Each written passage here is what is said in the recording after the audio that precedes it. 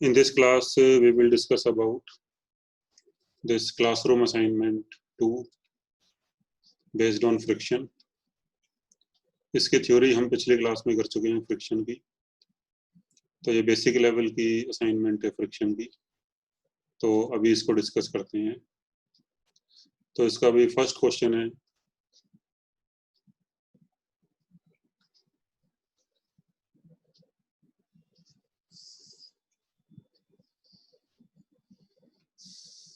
a block of mass 5 kg is resting on the ground.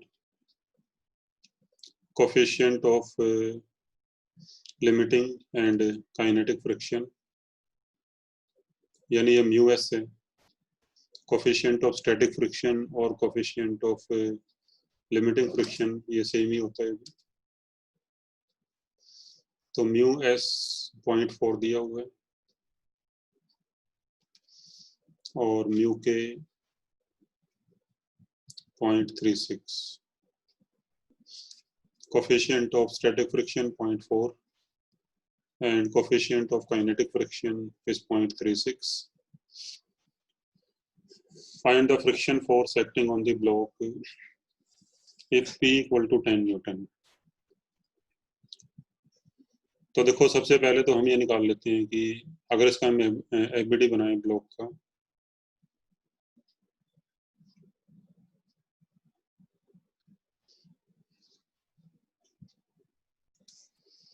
तो इस पे एक फोर्स P लग रहा है, इसका वेट mg, और ग्राउंड से एक नॉर्मल फोर्स आएगा ऊपर की तरफ, and when the block tends to move forward, तो इस पे एक फ्रिक्शन आएगा पीछे की तरफ। So these are the forces which will be acting on the block. So first let us find how much limiting friction we have and how much kinetic friction we have. तो यहाँ पे देखो, जो normal force है वो तो mg के equal हो जाएगा। तो मास की वैल्यू 5 kg और g है 10, तो ये आएगा 50 न्यूटन। और फिर जो लिमिटिंग फ्रिक्शन होता है भी, उसकी वैल्यू होती है म्यू एस इंटू एन। तो mu S is 0.4 and N is 50, तो ये आ जाएगा 20 न्यूटन। और एफ के होता है भी म्यू के इंटू एन, तो म्यू के 0.36 एन 50, तो ये आ जाएगा 18 न्यूटन।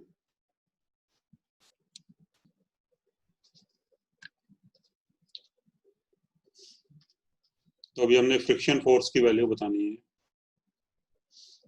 तो फर्स्ट केस है व्हेन P इज 10 न्यूटन। तो जब हम यहाँ पे 10 न्यूटन का फोर्स लगा रहे हैं, तो फिर फ्रिक्शन कितना आएगा? तो देखो, फ्रिक्शन उतना ही आएगा जितना रिक्वायर्ड होगा इसकी मोशन को रोकने के लिए।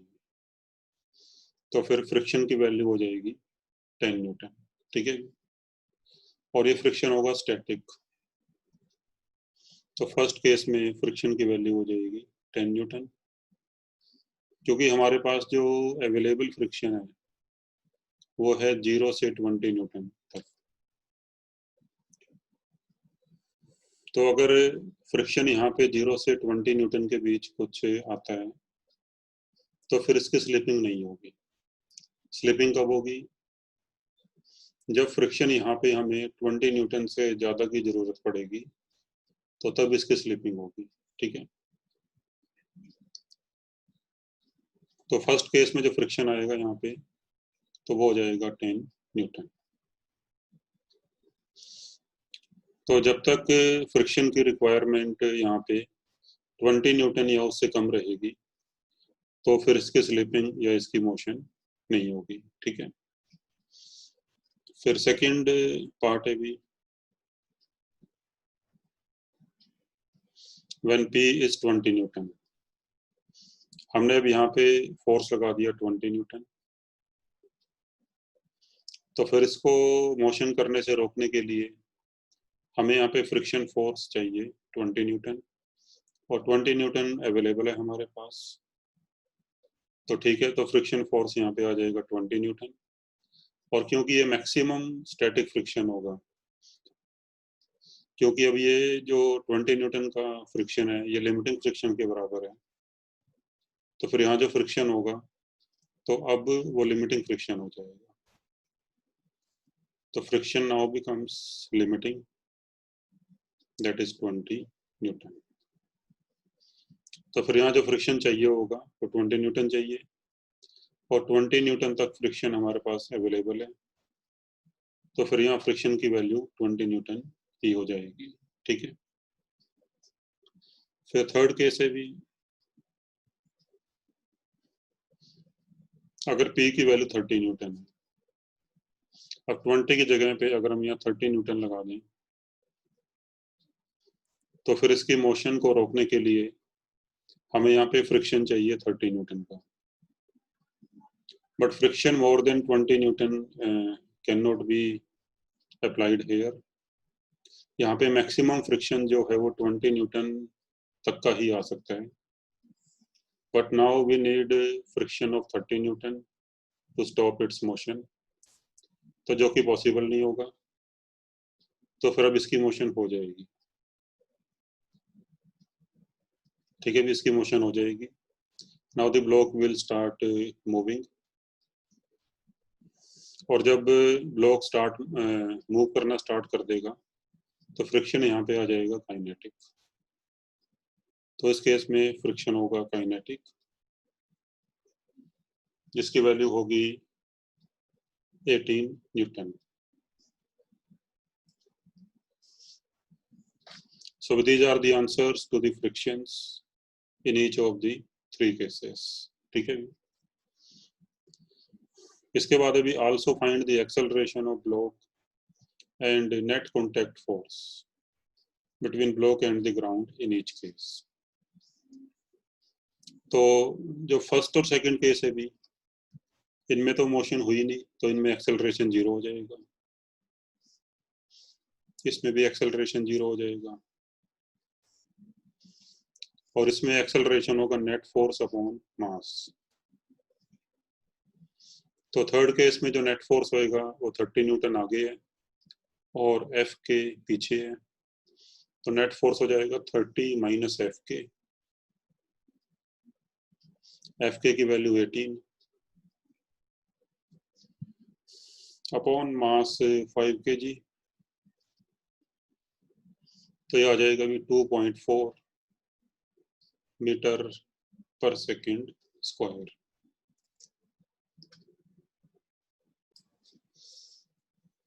तो अभी फर्स्ट दो केसेस में तो एक्सेलरेशन 0 होगी, बिकॉज यहाँ पे मोशन नहीं हो रही थी, और थर्ड केस में एक्सेलरेशन हो जाएगी 2.4 मीटर पर सेकंड स्क्वायर।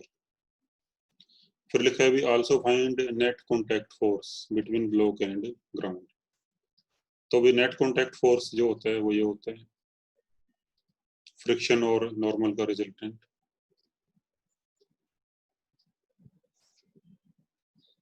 आर, और आर की वैल्यू होती है अंडर रूट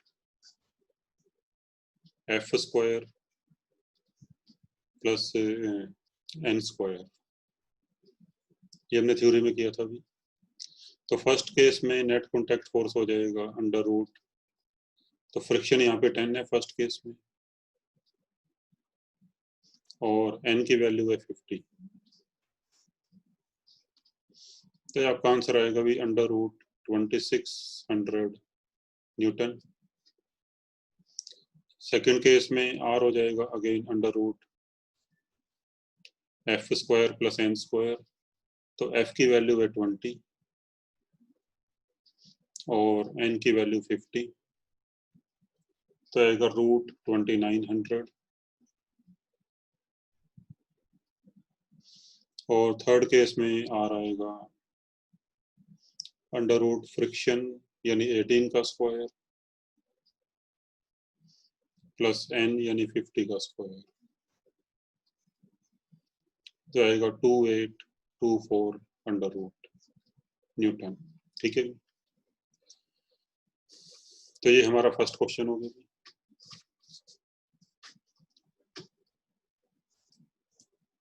इसके बाद अभी क्वेश्चन नंबर 2।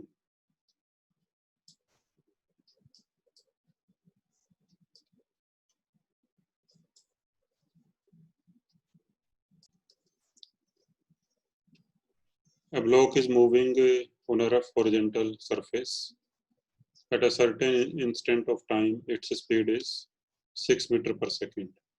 तो ये ब्लॉक अभी कोई मान लो मास m का, जो कि एक रफ हॉरिजॉन्टल सरफेस पे मूव कर रहा है और किसी टाइम पर इसकी वेलोसिटी है 6 मीटर पर सेकेंड।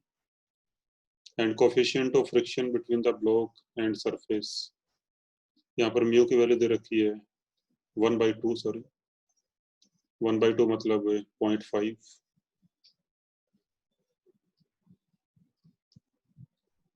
तो यहाँ पे देखो हमें म्यू की एक ही वैल्यू दे रखी है, तो फिर म्यू एस और म्यू के को यहाँ पे हम सेम ही मान लेंगे, equal to mu, that is 1/2। तो find the time in which the block will come to rest and distance travelled by the block in that time. तो देखो ब्लॉक आगे जा रहा है, तो फ्रिक्शन इस पे पीछे लग रहा होगा और ये फ्रिक्शन होगा काइनेटिक, और इसकी वैल्यू होगी म्यू के इंटू एन, और यहाँ पे नॉर्मल फोर्स mg के बराबर हो जाएगा।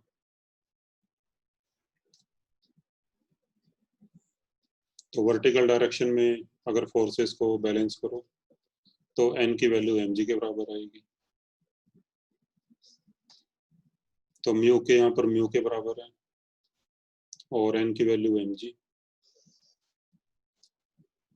तो फिर ये जो फ्रिक्शन है भी ये मोशन के अपोजिट है, तो फिर इसकी वजह से वेलोसिटी कम होती जाएगी और फिर किसी टाइम पे आगे जाके ब्लॉक रुक जाएगा।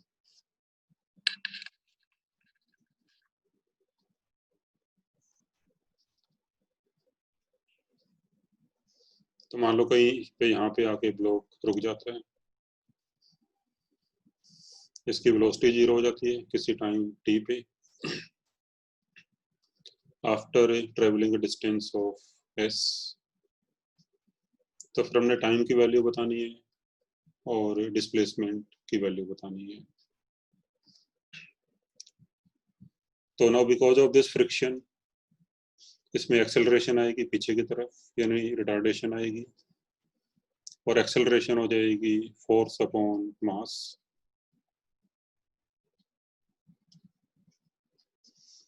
तो m से m कैंसिल हो जाएगा, तो आएगा म्यू इंटू जी। और फिर टाइम निकालने के लिए इक्वेशन लगा दोगे v equal to u plus a T.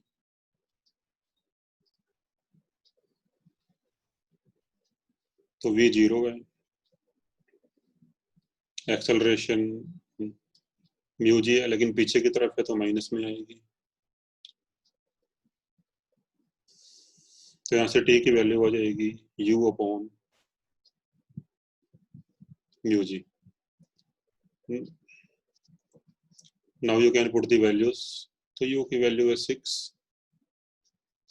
Mu है 1/2, तो 2 ऊपर चला जाएगा, और g की वैल्यू है 10। तो आंसर आएगा भी 1.2 second.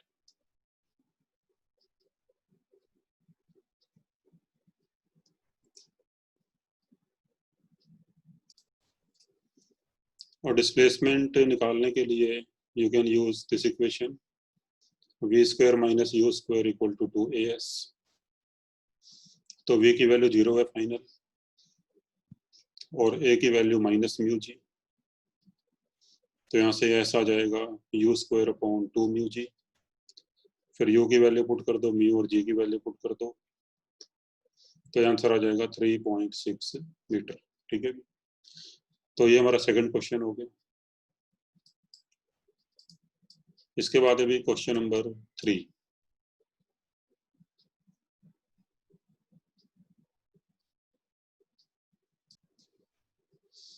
Question number 3. A motor car running at the rate of 7 meter per second can be stopped within 10 meter by applying brakes. तो मान लो हमने ये कोई कार जा रही है जैसे 7 मीटर पर सेकंड से, और हमने कुछ इस पे ब्रेक लगाए, तो ब्रेक लगाने से कार के टायर्स पे फ्रिक्शन फोर्स पीछे लगेगा ग्राउंड से,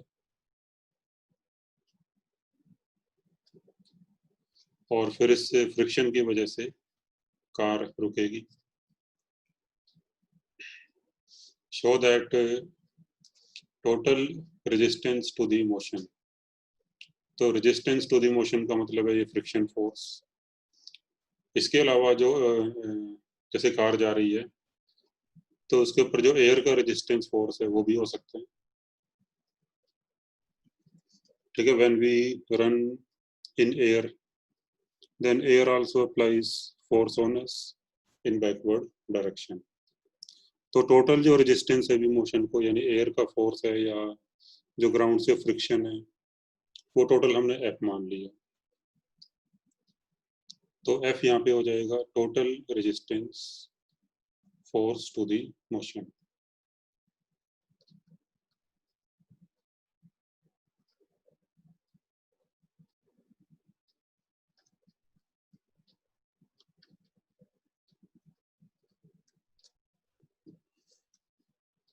Show that total resistance to the motion is 1/4 of the weight of car. तो मान लो कार का मास m है, तो हमने ये प्रूव करना है कि जो f की वैल्यू है दैट इज mg/4. तो ये हमने प्रूव करना है.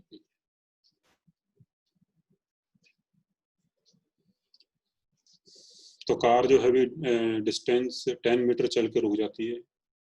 तो मान लो 10 मीटर चल के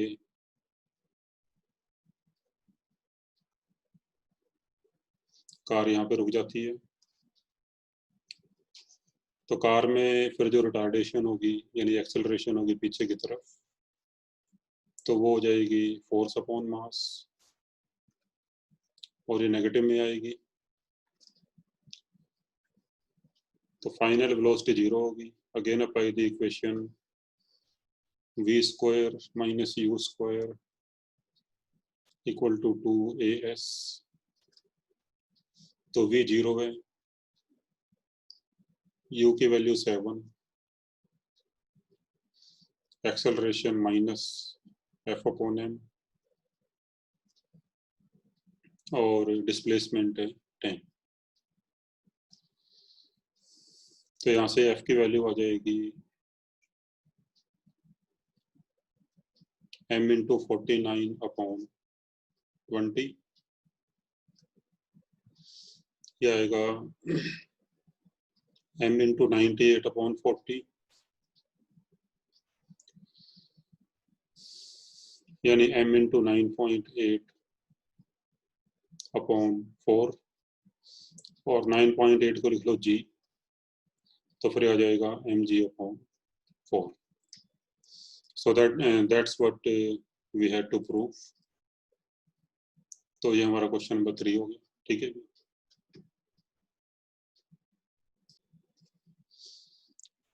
अच्छा, अभी इस क्वेश्चन में, इस कंसेप्ट में एक बात और आप देख लो. जब हम किसी कार पे ब्रेक लगाते हैं, मान लो कोई कार किसी स्पीड u से जा रही है, and when we apply brakes on the car, then speed of the car starts decreasing. अगर हम ब्रेक थोड़ा स्लो लगाएं तो फिर कार की स्पीड स्लो रेट से कम होती है और कार थोड़ा ज़्यादा दूर जाके रुकेगी. लेकिन अगर हम ब्रेक्स थोड़ा ज़ोर से लगाएं तो फिर स्पीड कार की ज़्यादा रेट से डिक्रीज होगी और कार जो है वो कम डिस्टेंस पे जाके रुकेगी. इसका मतलब ये हुआ कि भाई when we apply the brakes, देखो ब्रेक लगाने से ये तो डेफिनेट है कि कार पे फ्रिक्शन फोर्स, कार के टायर्स पे फ्रिक्शन फोर्स ग्राउंड से पीछे की तरफ लगता है. जिसकी वजह से कार रुकती है। तो फिर इस फ्रिक्शन फोर्स की वैल्यू डिपेंड करेगी, कितनी होगी वो डिपेंड करेगी कि how much strongly we apply the breaks.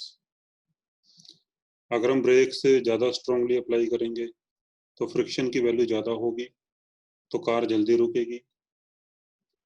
और अगर ब्रेक्स हम थोड़ा कम स्ट्रांगली लगाएंगे तो फिर फ्रिक्शन की वैल्यू कम होगी और कार ज़्यादा दूर जाके रुकेगी। ठीक है, यानी जो फ्रिक्शन है अभी यहाँ पे। अच्छा, दूसरी बात, ये जो फ्रिक्शन होता है ये स्टैटिक फ्रिक्शन होता है यहाँ पे। तो भी जो फर्स्ट थिंग है वो तो ये है कि भाई value of friction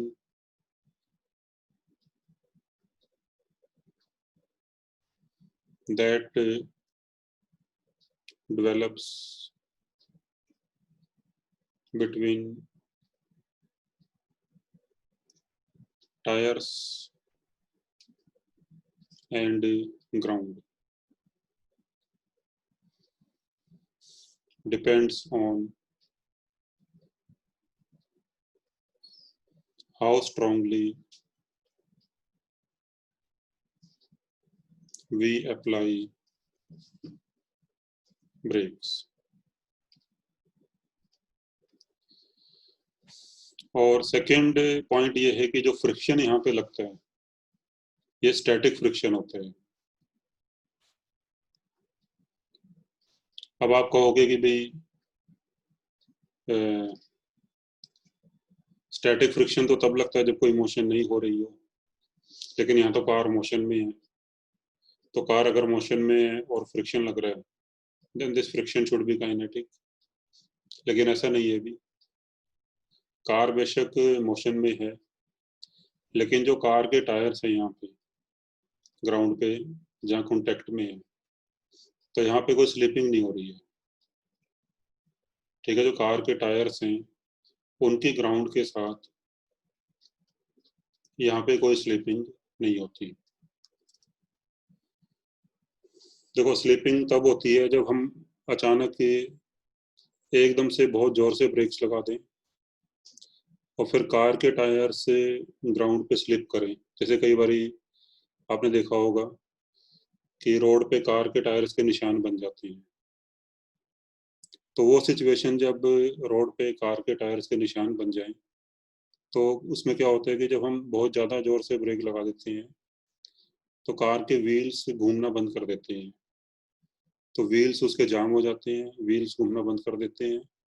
in that condition फिर जो टायर्स हैं वो ग्राउंड पे स्लिप करते हैं। तो उस केस में फिर जो फ्रिक्शन आएगा वो काइनेटिक फ्रिक्शन आएगा। ठीक है, काइनेटिक या लिमिटिंग फ्रिक्शन आएगा। तो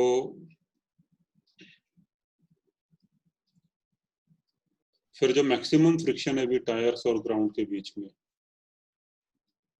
वो FL के बराबर लग सकता है। ठीक है,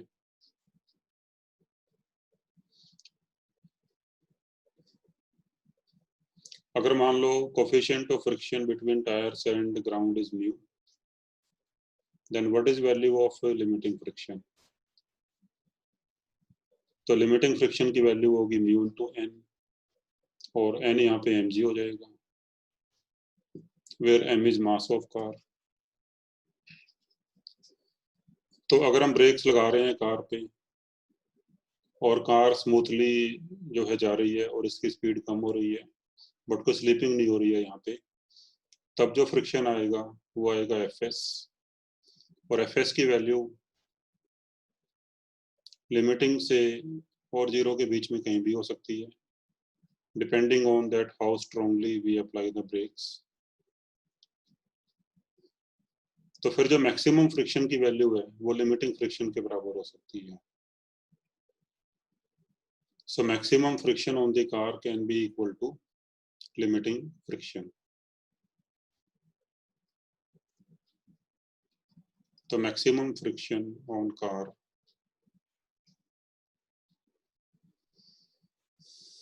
can be equal to limiting friction,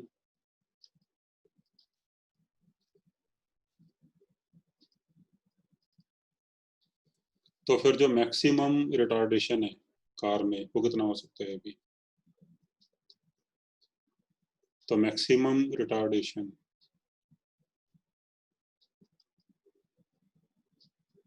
in car ये हो सकता है जब यहाँ पे फ्रिक्शन लिमिटिंग आ जाएगा, यानी एफ एल अपॉन एम, और एफ एल की वैल्यू होगी म्यू एम जी।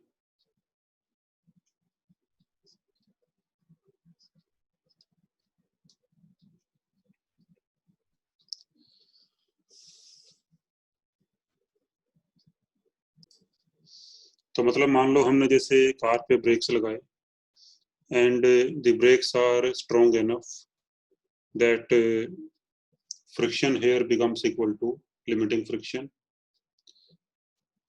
तो उस केस में फिर जो रिटार्डेशन आएगी कार में वो आएगी म्यू जी के बराबर।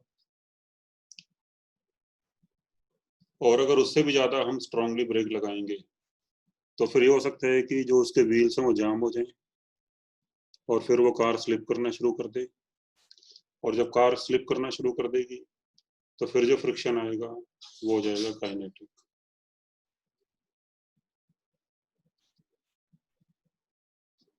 तो फिर फ्रिक्शन आएगा काइनेटिक। तो भी कहने का मतलब है कि जो maximum retardation that can be produced in the car is equal to mu जी। और फिर मान लो कार कहीं पे जाकर रुक जाती है, तो फिर हम ये इक्वेशन लगाते हैं v square minus you square equal to 2as। तो v जीरो हो जाता है, a की वैल्यू माइनस ए ले लो, तो फिर s की वैल्यू आएगी यू स्क्वायर अपॉन 2a।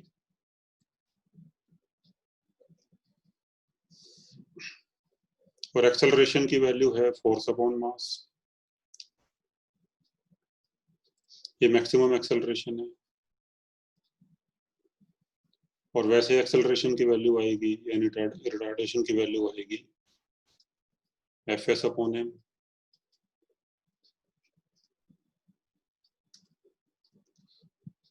और a की मैक्सिमम वैल्यू होगी म्यू जी के बराबर when friction here becomes limiting. तो जब a की वैल्यू मैक्सिमम होगी तो s की वैल्यू मिनिमम होगी। तो what is s minimum? U square upon 2a maximum, यानी u square upon 2 mu g. So this is the minimum distance in which the car can be stopped. So this is minimum distance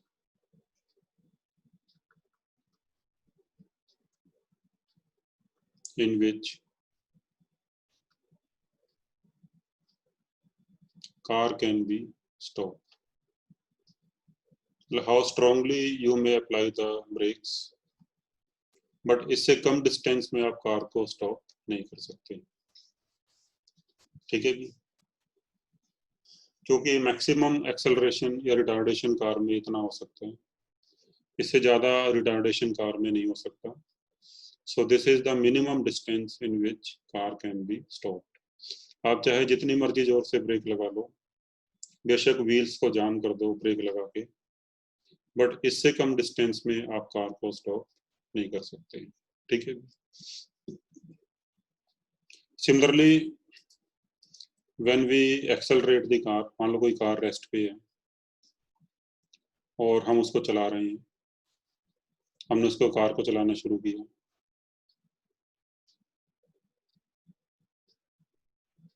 तो इस case में भी जब car को हम आगे चलाएंगे तो जब इंजन व्हील्स को घुमाएगा तो उससे क्या होता है कि जो टायर्स हैं उस पर फ्रिक्शन फोर्स आगे लगते हैं।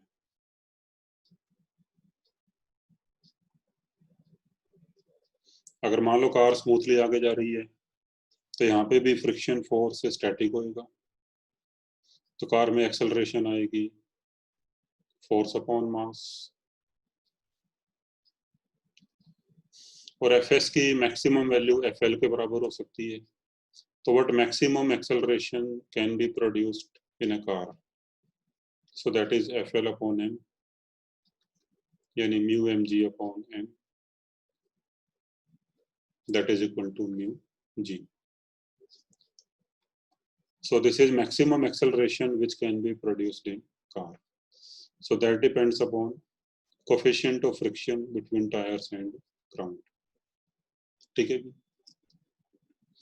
तो आप कार चाहे जो मर्जी कार ले लो, जितनी मर्जी उसका इंजन पावरफुल हो, बट मैक्सिमम जो पिकअप कार की हो सकती है वो डिपेंड करेगी कि फ्रिक्शन फोर्स कितना है, फ्रिक्शन कोएफिशिएंट कितना है ग्राउंड और टायर्स के बीच. तो इससे ज़्यादा एक्सेलरेशन हम कार में प्रोड्यूस नहीं कर सकते. आप चाहे कार के अंदर हवाई जहाज का इंजन लगा दो, but you can't produce acceleration more than mu G in car. ठीक है.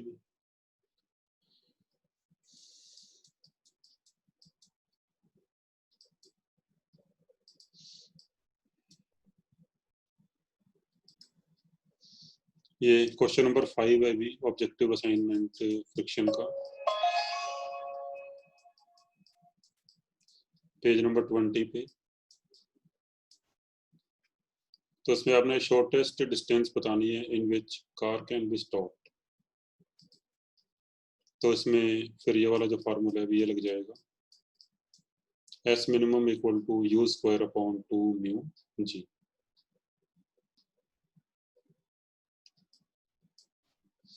तो यू आपको दे रखा है 72 किलोमीटर पर आवर, इसको मीटर पर सेकंड में कन्वर्ट कर लोगे, और म्यू आपको दिया हुआ है, जी आपको दिया हुआ है. तो यहाँ से आपका आंसर आ जाएगा. ठीक है.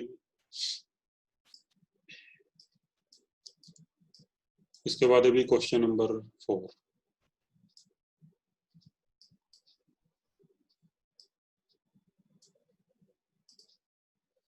A parcel of 100 kg is resting in a truck.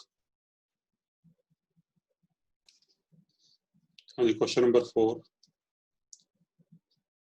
A parcel of 100 kg is resting in a truck. ये मान लो ट्रक है भी, और इस पे ये पार्सल रखा हुआ है जिसका मास है 100 kg. Find the maximum acceleration of the truck. तो मान लो जो ट्रक है ये किसी एक्सेलरेशन ए से जा रहा है इस तरफ, तो ट्रक में मैक्सिमम एक्सेलरेशन क्या हो सकती है, so that parcel does not slide in the truck, ताकि जो पार्सल है ये इसमें स्लिप ना करे. इस पार्सल को हमने ट्रक पे बस वैसे रखा हुआ है, इसको रस्सियों से बांधा नहीं हुआ है, जस्ट ऐसे रखा हुआ है इसको मान लो. और यहाँ पे जो फ्रिक्शन कोफिशिएंट है ये दे रखा है 1/5. Coefficient of static friction between truck surface and parcel is 1/5. तो इसका फर्स्ट पार्ट ये है भी, ट्रक के अंदर मैक्सिमम एक्सेलरेशन क्या हो सकती है. ठीक है. तो देखो इन क्वेश्चंस को करने का तरीका ये होता है कि सबसे पहले तो आप ये निकाल लो कि लिमिटिंग फ्रिक्शन कितना है यहाँ पे. अगर हम पार्सल का एफबीडी बनाएं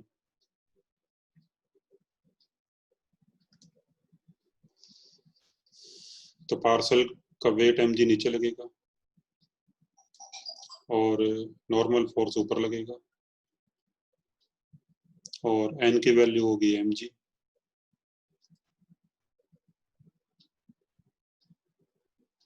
दैट इज 1000 न्यूटन. और फिर जो लिमिटिंग फ्रिक्शन होगा यहाँ पे पार्सल और ट्रक के सरफेस के बीच, इसकी वैल्यू होगी म्यू इंटू n. तो म्यू है 1/5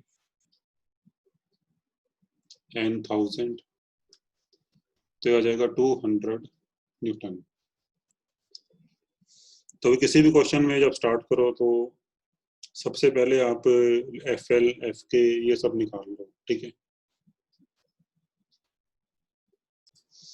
ठीक है. तो सबसे पहले आप FL FK निकाल लो, तो उससे आपको ये पता लग जाएगा कि हमारे पास कितना फ्रिक्शन फोर्स अवेलेबल है.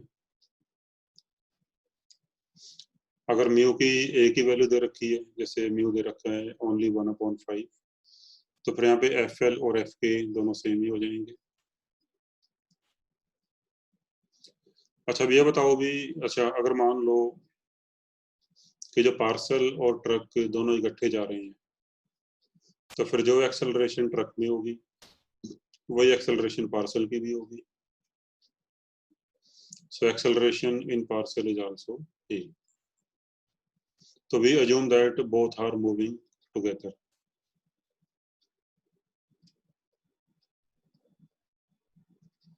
Assume that both are moving together। तो फिर जो एक्सेलरेशन ट्रक की है भी वही एक्सेलरेशन पार्सल की होगी। Now if I ask you कि जो फ्रिक्शन फोर्स है पार्सल पे वो किस तरफ लगेगा भी, तो what would you say about this? Friction force parcel पे किस तरफ लगेगा? तो most of you will answer that because motion of parcel is towards right, तो फ्रिक्शन फोर्स इस पे पीछे लगेगा। But this is wrong, friction force इस पे लगेगा आगे की तरफ।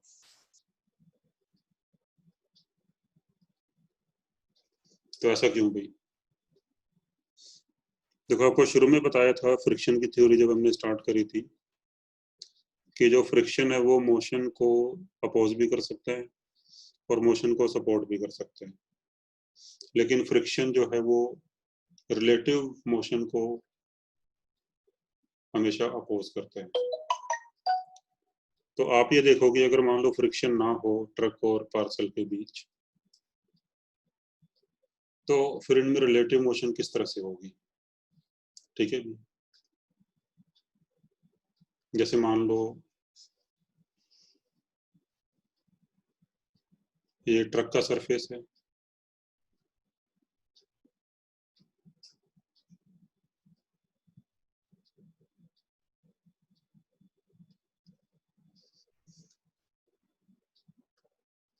और इस पे पार्सल रखा हुआ है। अगर मान लो यहाँ पे कोई फ्रिक्शन नहीं है, if no friction is there, और हम ट्रक को आगे चला दें, तो बिकॉज यहाँ पे कोई फ्रिक्शन नहीं है तो ट्रक आगे निकल जाएगा।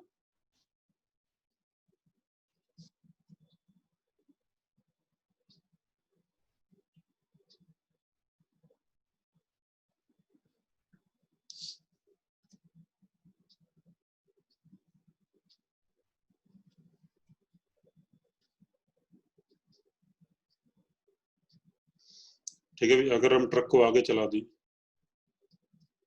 तो जो ट्रक है वो आगे निकल जाएगा।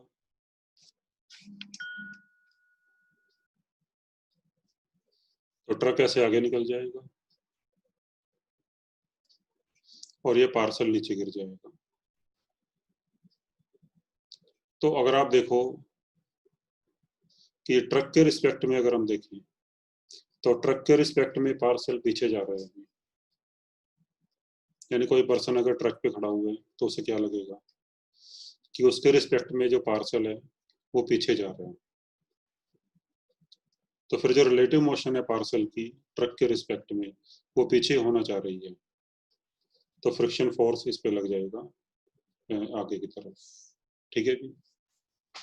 तो आपने फ्रिक्शन की डायरेक्शन पता लगाने के लिए मोशन को नहीं देखना, रिलेटिव मोशन को देखना है अभी कि रिलेटिव मोशन किस तरफ होना चाह रही है। तो इस केस में जब ट्रक आगे चलेगा तो पार्सल के रिस्पेक्ट में ट्रक आगे चला जाएगा और ट्रक के रिस्पेक्ट में पार्सल जो है वो पीछे जाएगा। तो अब क्योंकि ट्रक के रिस्पेक्ट में पार्सल पीछे जाएगा तो फिर इस पे फ्रिक्शन फोर्स आगे की तरफ लगेगा। ठीक है जी।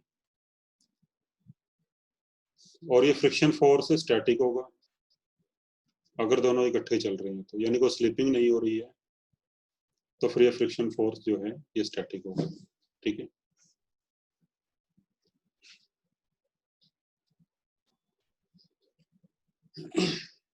and this friction will provide acceleration to the parcel. तो apply force equal to mass into acceleration. तो Fs equal to mv. तो फिर यहाँ से acceleration आ जाएगी force upon mass.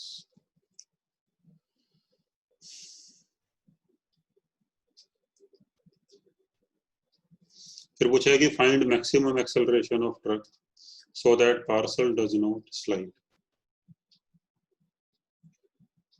तो अब देखो, अब यहाँ पे फ्रिक्शन फोर्स Fs होगा अगर दोनों इकट्ठे चल रहे हैं तो जब तक Fs की वैल्यू Fl से कम रहेगी तो स्लिपिंग नहीं होगी, और जब Fs की वैल्यू Fl से ज़्यादा होना चाहिए जो कि हो नहीं सकती तो फिर स्लिपिंग हो जाएगी। ठीक है जी। तो फिर एक्सेलरेशन मैक्सिमम कितनी हो सकती है जब Fs की वैल्यू मैक्सिमम हो जाएगी। Fs की जो मैक्सिमम वैल्यू होती है भी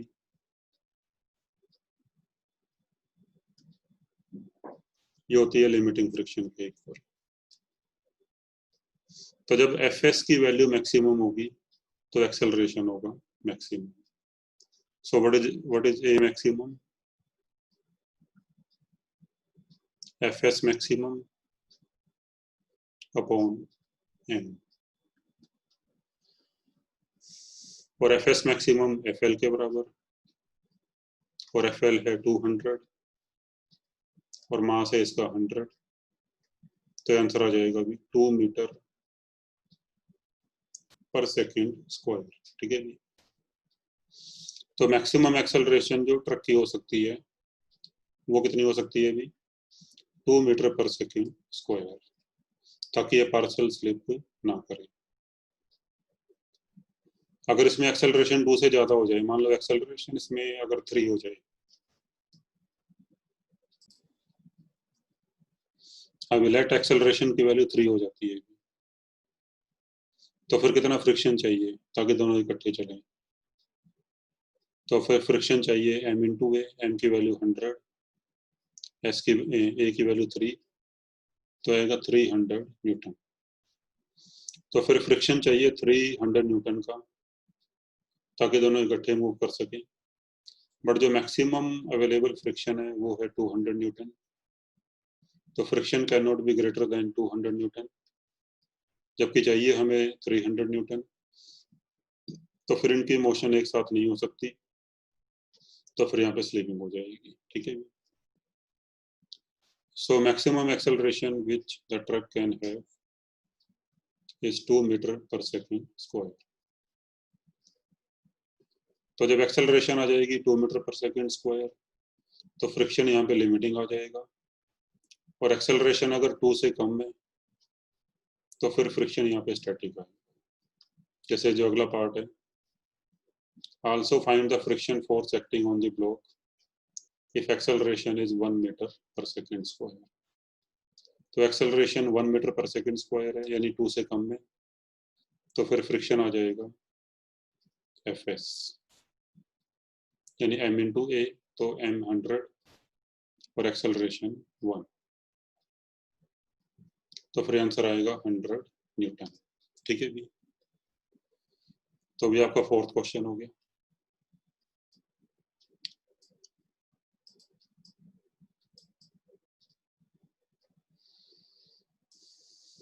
question number 5,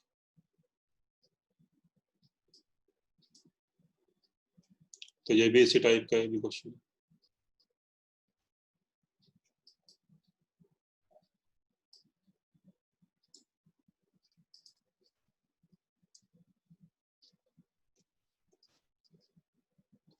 Determine the maximum acceleration of the train in which a box lying on the floor will remain stationary.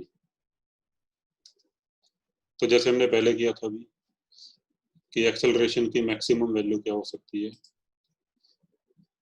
तो हमारा आंसर आया था A maximum is Fl upon m। तो सेम तरीके से यहाँ पे हो जाएगा कि जैसे मान लो ये कोई ट्रेन की बोगी है,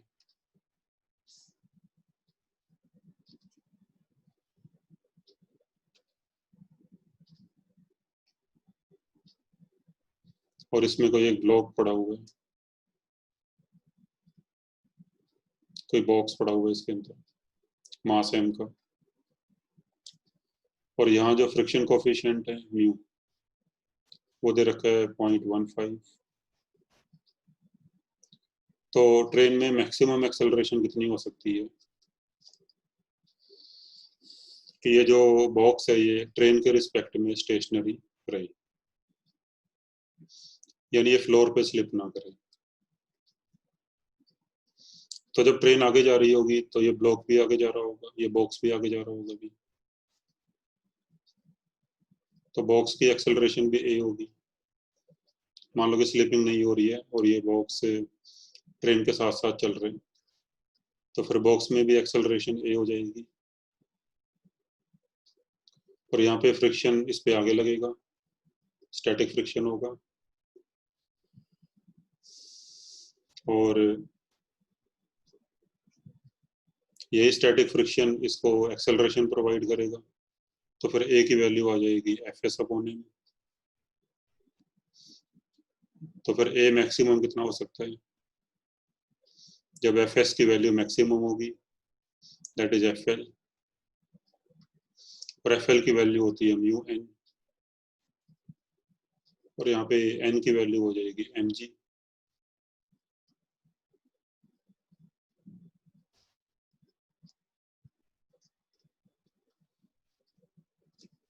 तो फिर यहाँ से भी ए मैक्सिमम आएगा mu into ji.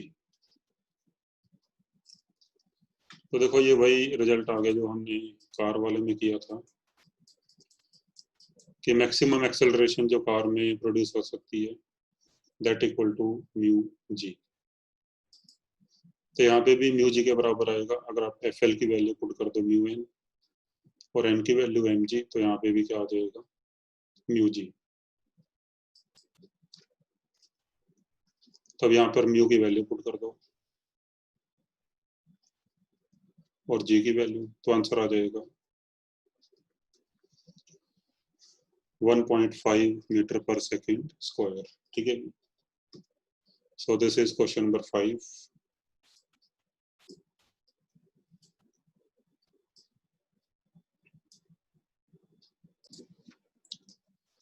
Question number 6, a force of 20 Newton.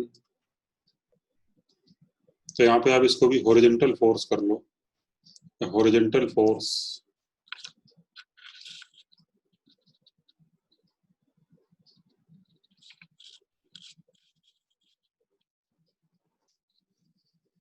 of 20 newton can just move a block kept on ground।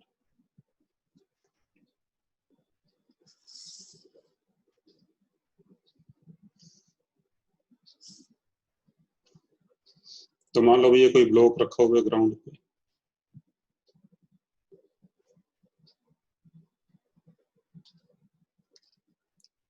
और इस पे एक हॉरिजॉन्टल फोर्स से 20 न्यूटन का अगर लगाएं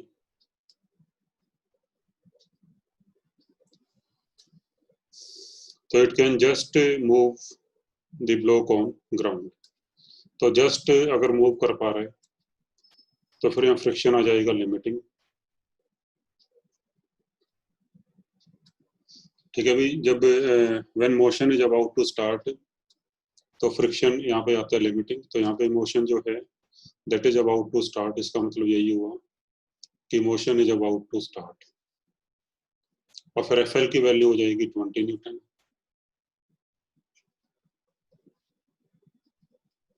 मास ऑफ ब्लॉक इज 3 kg।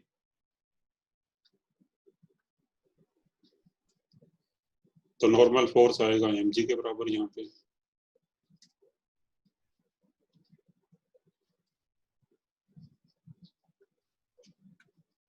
तो कैलकुलेट कोफिशिएंट ऑफ फ्रिक्शन, तो म्यू की वैल्यू बतानी है अभी।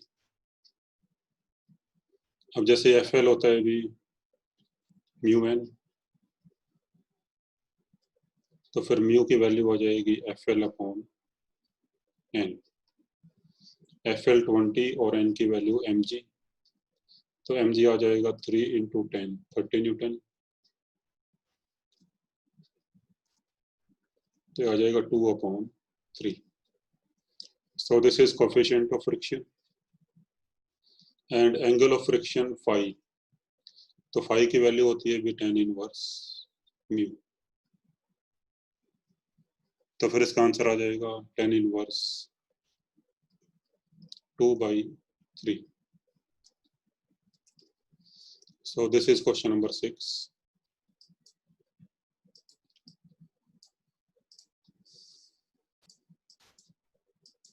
इसके बाद अभी क्वेश्चन नंबर 7.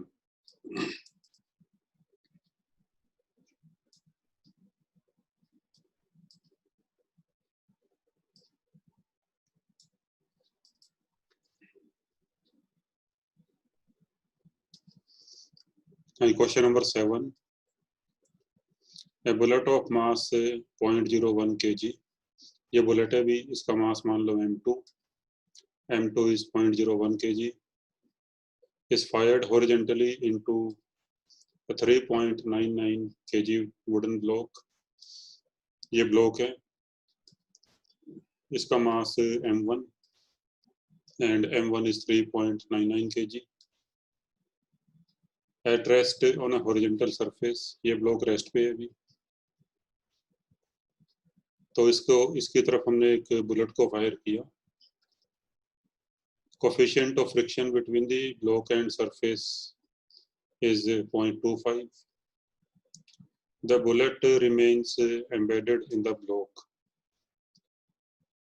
तो जब ये बुलेट इस पे फायर करते हैं तो after hitting the block the bullet remains embedded, यानी जो बुलेट है वो ब्लॉक के अंदर ही रह जाती है.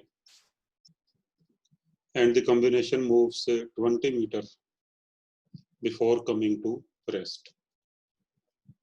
और फिर ये दोनों ब्लॉक और बुलेट मिलके दोनों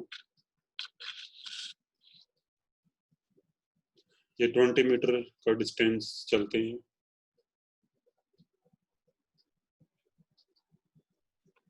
और यहाँ पे आके रुक जाते हैं.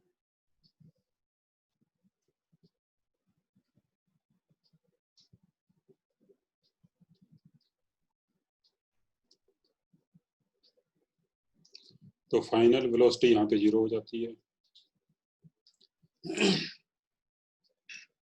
With what speed did the bullet strike the block? तो फिर हमने बुलेट की वेलोसिटी बतानी है. तो मान लो बुलेट की वेलोसिटी u है. तो कितनी वेलोसिटी से बुलेट ब्लॉक से टकराई थी, तो ये हमने इसमें बताना है. ठीक है. अब देखो, मान लो जब बुलेट इससे टकराई और टकराने के तुरंत बाद बुलेट ब्लॉक के अंदर ही एम्बेड हो गई. और फिर मान लो दोनों इकट्ठे मिलके किसी वेलोसिटी vi से चलना स्टार्ट करती हैं. ठीक है, दोनों इकट्ठे मिलके किसी वेलोसिटी vi से चलना स्टार्ट करते हैं. और जब ये दोनों इकट्ठे चलेंगे तो दोनों का कंबाइंड मास m मान लो. तो m की वैल्यू आएगी m1 + m2. तो दोनों को ऐड करोगे तो ये आ जाएगा 4 kg.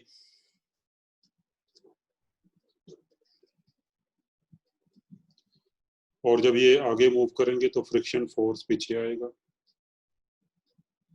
और ये फ्रिक्शन होगा काइनेटिक. इसकी वैल्यू होगी mu into normal force. Normal यहाँ पे mg हो जाएगा. तो जिसकी वजह से इस पूरे सिस्टम में एक्सेलरेशन आएगी पीछे की तरफ, ये रिटार्डेशन आएगी. और ये होगी फोर्स अपॉन मास. तो m से m कट जाएगा तो ये आएगा mu G. And because of this friction force in opposite direction, after traveling some distance, this will stop. तो फिर यहाँ से हम vi की वैल्यू निकाल सकते हैं. ठीक है. और अच्छा, vi की वैल्यू हम यहाँ से भी निकाल सकते हैं. देखो, vi की वैल्यू निकालने के लिए हम यहाँ पे कंजर्वेशन ऑफ मोमेंटम लगा सकते हैं। अगर कंजर्वेशन ऑफ मोमेंटम लगाओ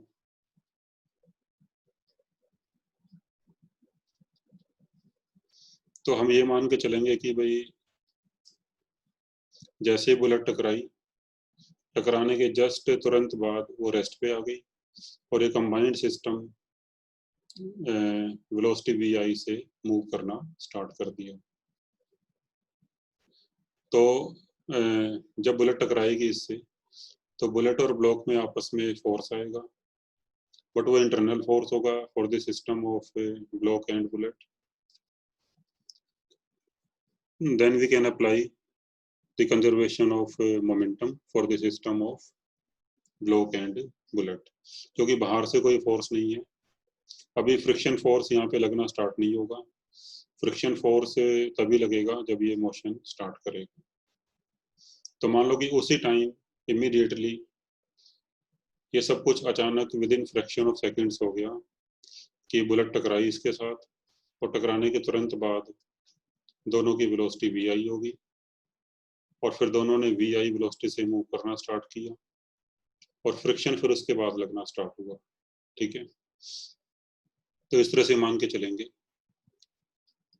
तो अप्लाई कंजर्वेशन ऑफ मोमेंटम, तो final momentum is m into v i. ठीक है, यहाँ पे हम कंजर्वेशन मोमेंटम लगा पा रहे हैं क्योंकि एक्सटर्नल फोर्स नहीं है कोई, केवल इंटरनल फोर्स होगा बुलेट और ब्लॉक के बीच में। फ्रिक्शन तो बाद में लगना स्टार्ट होगा, friction is external force, but ये बाद में लगना शुरू होगा, उस टाइम पे नहीं लगेगा। तो final momentum is m into v i और इनिशियल होगा m2 इंटू यू, और ब्लॉक तो रेस्ट पे था, इसका 0 हो जाएगा। तो यहाँ से u की वैल्यू आ जाएगी, हमने u निकालना, तो u की वैल्यू आएगी m/m2 इंटू वी आई, और वी आई की वैल्यू यहाँ से निकाल सकते हो भी, apply V square minus you square equal to 2as। तो final velocity 0, initial V I equal to 2, acceleration होगा माइनस म्यू जी और डिस्प्लेसमेंट 20।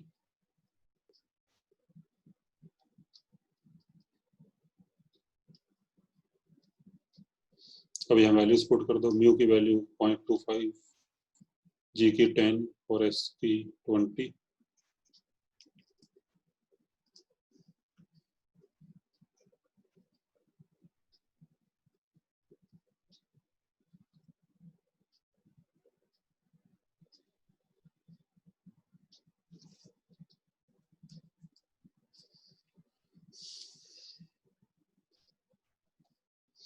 तो यहाँ से भी ये आ जाएगा 100, तो वी आई की वैल्यू आ जाएगी 10, और फिर यहाँ पे वैल्यू पुट कर दो। तो m की वैल्यू 4 kg, m2 0.01 और वी आई की वैल्यू 10। तो फिर आपका आंसर आ जाएगा भी 4000 मीटर पर सेकेंड। ठीक है जी, so this is question number 7। इसके बाद भी question number 8।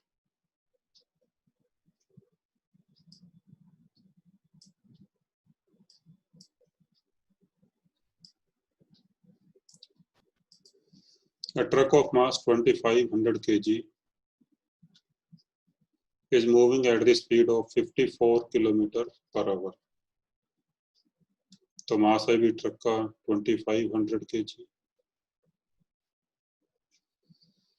Speed 54 kilometre per hour. तो इसको 5/18 से मल्टीप्लाई करोगे तो फिर ये मीटर पर सेकंड में आ जाएगी। is acted upon by two forces of 500 Newton due to engine and a retarding force of 100 Newton due to friction। तो जैसे मान लो ये ट्रक है भी,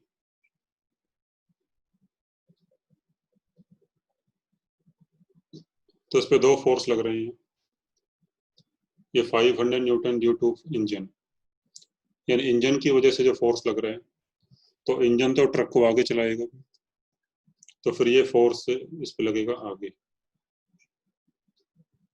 दैट इज 500 न्यूटन। और इसके अलावा जो रिटार्डिंग फ्रिक्शन फोर्स है ड्यू टू एयर रेजिस्टेंस और due to friction on the wheels, वो कितना है पीछे की तरफ, तो ये है 100 Newton.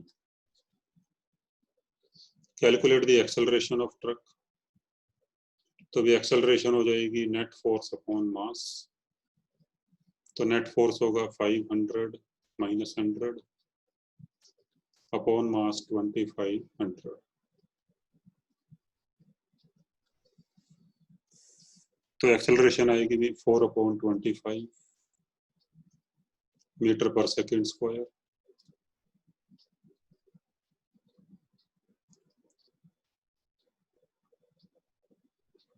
And distance moved by it in 10 minutes, तो टाइम हो जाएगा भी 60 10 मिनट यानी 10 इंटू 60 600 सेकेंड, तो फिर 600 सेकेंड में कितना डिस्टेंस मूव करेगा, तो apply this formula S equal to UT plus half AT square, तो U 15 और एक्सेलरेशन 4/25 इंटू टाइम का square,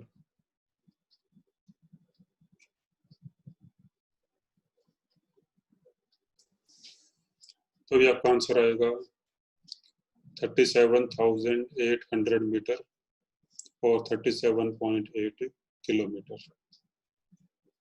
So this is question number 8. इसके बाद अभी क्वेश्चन नंबर 9।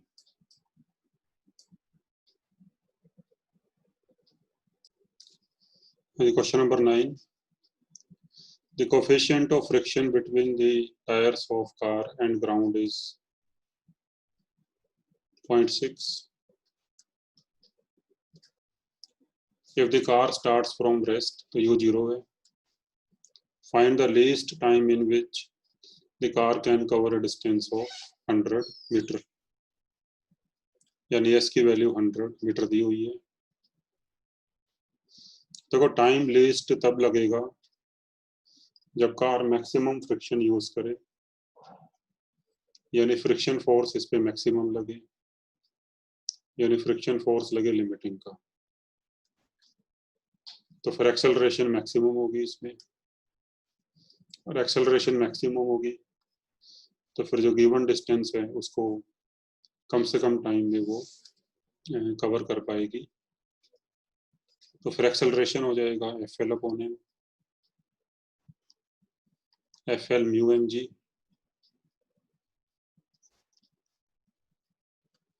तो फिर आएगा mu into G. Now apply the formula S equal to UT plus half AT square,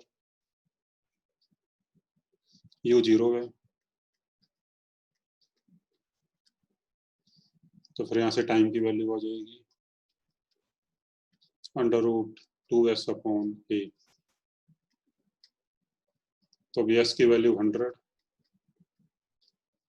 और A की वैल्यू आएगी 6.6 इंटू 10,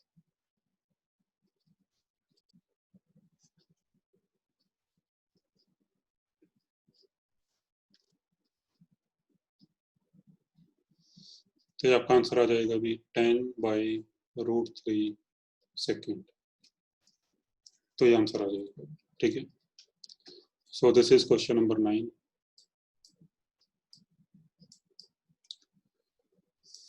इसके बाद अभी क्वेश्चन नंबर 10।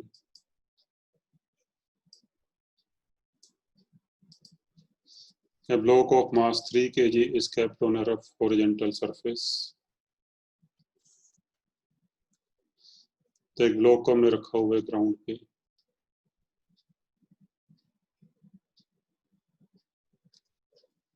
इसका मास है 3 kg।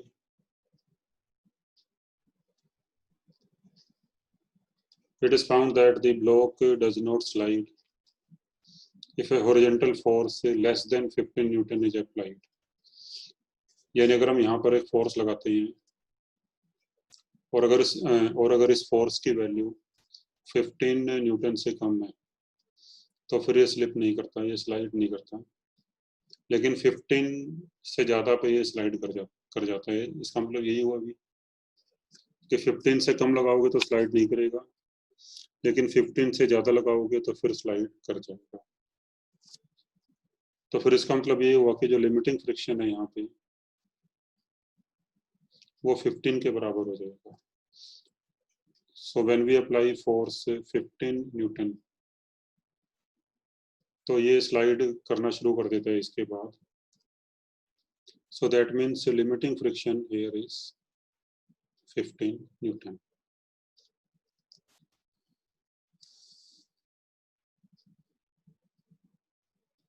तो फिर यहाँ से हम कोफिशिएंट ऑफ स्टैटिक फ्रिक्शन निकाल सकते हैं अभी। तो एफ एल की वैल्यू पता लगी हमें, तो एफ एल हो जाएगा mu M G, mu into N, mu S into N, और एन की value M G, and that is 15।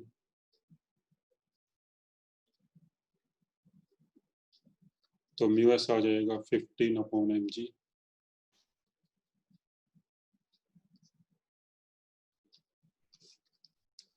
तो ये आ जाएगा अभी 1/2, यानी 0.5। फिर आगे लिखा है भी also it is found that block takes 5 seconds to slide through the first 10 meter. If the block is gently pushed to start the motion and a horizontal force of 15 Newton is applied. मानो हमने इसको हल्का सा push कर दिया so that it starts its motion, और फिर इस पे 15 न्यूटन का फोर्स लगा रहे हैं। देखो जब मोशन स्टार्ट हो जाएगी तो फिर फ्रिक्शन यहाँ पे काइनेटिक हो जाएगा, और काइनेटिक फ्रिक्शन की वैल्यू लिमिटिंग से थोड़ी कम होगी। तो फिर जो आगे फोर्स लग रहा है 15 न्यूटन ये ज़्यादा हो जाएगा एफ के से, तो फिर इसमें एक्सेलरेशन आ जाएगी। और ये फर्स्ट 5 सेकंड में 10 मीटर की डिस्टेंस से ट्रेवल करता है, तो फिर हम यहाँ से एक्सेलरेशन निकाल सकते हैं s equal to U T plus half A T square से।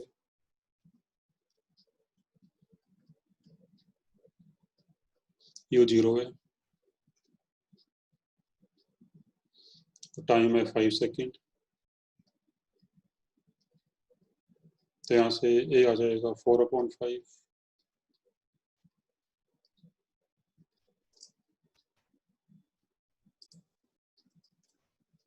तो फिर हमने calculate the coefficient of static and kinetic friction. तो कोफिशिएंट ऑफ स्टैटिक फ्रिक्शन तो आ गया, अब हमने म्यू के निकालना है। तो म्यू के आ जाएगा हमारे पास, अगर हमें एफ के पता लग जाए, हमें एक्सेलरेशन पता लग गई है, तो एक्सेलरेशन यहाँ से आएगा नेट फोर्स अपॉन मास। तो नेट फोर्स होगा 15 माइनस एफ के अपॉन एम। तो ए की वैल्यू पुट कर दो, ए की वैल्यू 4/5, एफ के की वैल्यू होगी म्यू के into M G.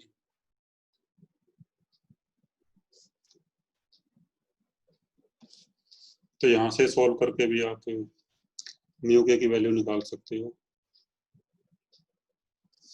M G की वैल्यू पुट कर दो, एम जी की वैल्यू है 30 और एम की वैल्यू है 3।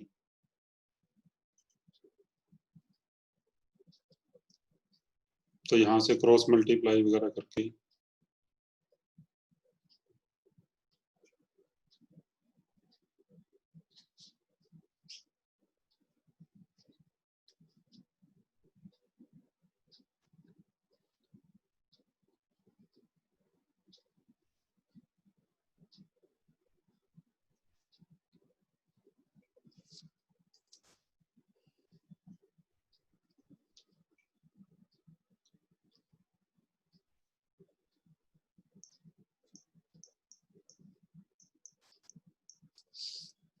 तो ये आपका आंसर आएगा भी 0.42. सो this is question number 10.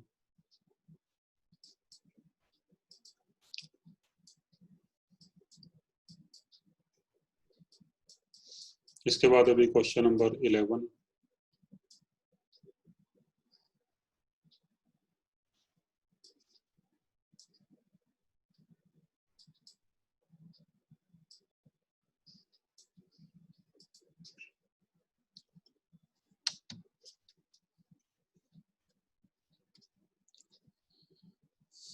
A body of mass say 400 gram slides on a rough horizontal surface. जैसे मान लो ये रफ सरफेस है और ये बॉडी है जिसका मास है 400 ग्राम. So this is sliding on the surface. If the friction force is 3 Newton, तो friction force पीछे लग रहा है 3 Newton का. So obviously this will be kinetic friction. Find the angle made by contact force on the body with vertical. तो इस पर normal force ऊपर लग रही होगी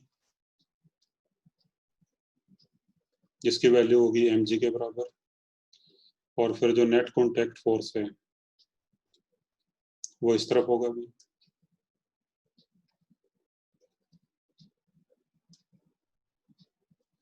So here we have to find this angle made by contact force with vertical. So this angle is suppose theta. तो tan theta हो जाएगा F/n.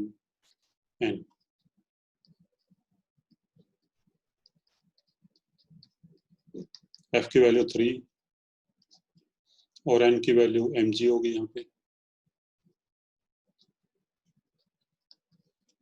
तो मास इज 400 ग्राम अपॉन 1000, तो 4 न्यूटन आएगा. तो tan थीटा आ गया 3/4.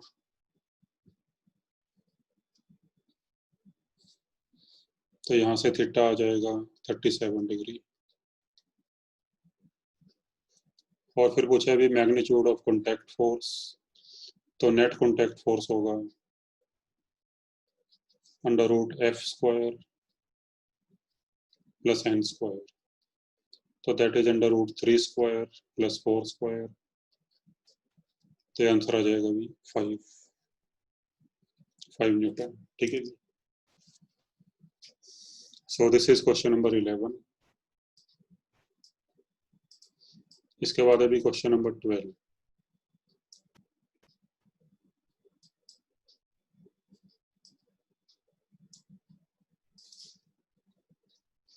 A train weighing 1000 quintals is running on a level track.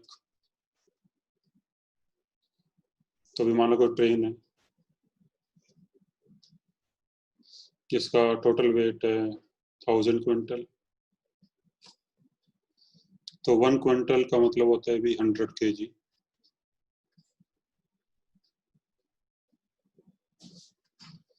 इस train का टोटल मास है 1000 क्विंटल और ये किसी यूनिफॉर्म स्पीड v से जा रही है. That is 36 kilometre per hour. इसको मीटर पर सेकंड में कन्वर्ट करो तो ये आएगा 10. If the opposing resistance amounts to 500 gram weight per quintal. इस पे जो अपोजिंग फोर्स लग रहा है अभी,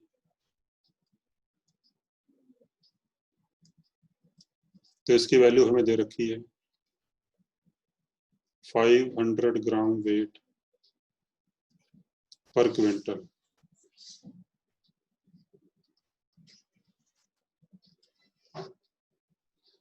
तो find the forward friction force acting on the train. तो फिर इंजन की वजह से जो फॉरवर्ड फोर्स लग रहा होगा वो हमने बताना है कितना होगा. ठीक है जी. वो भी फ्रिक्शन ही होता है जी इंजन की वजह से. इंजन जब टायर को घुमाता है या व्हील को घुमाता है तो फिर ग्राउंड से फ्रिक्शन मिलता है जिसकी वजह से ट्रेन या व्हीकल जो है वो आगे चलता है. ठीक है.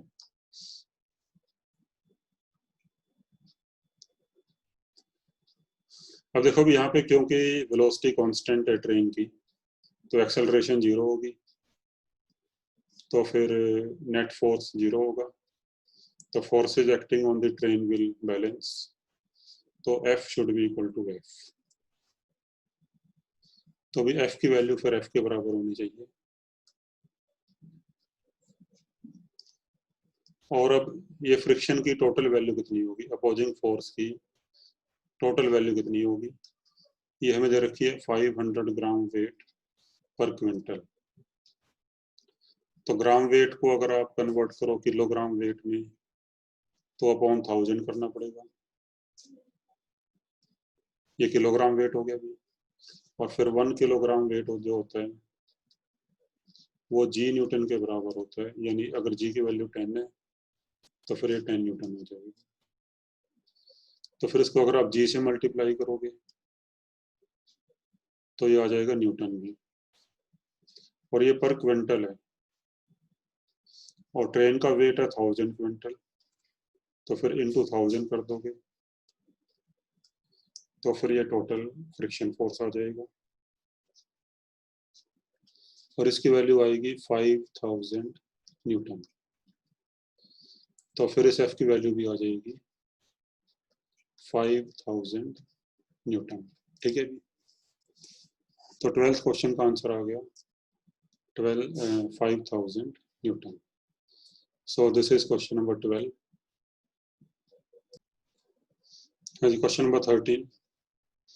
A block of mass 2 kg rests on an inclined plane of angle of inclination 30 degree. To find the friction force acting on the block. तो हमें दे रखा है कि ये ब्लॉक रेस्ट पे है अभी, तो कितना फ्रिक्शन फोर्स इस पे लग रहा होगा। अब क्योंकि ये ब्लॉक रेस्ट पे है तो फ्रिक्शन फोर्स इस पे होगा static, and that will be equal to mg sin theta. इस तरफ mg sin थीटा होता है अभी, तो फिर आंसर आ जाएगा Fs equal to mg sin theta.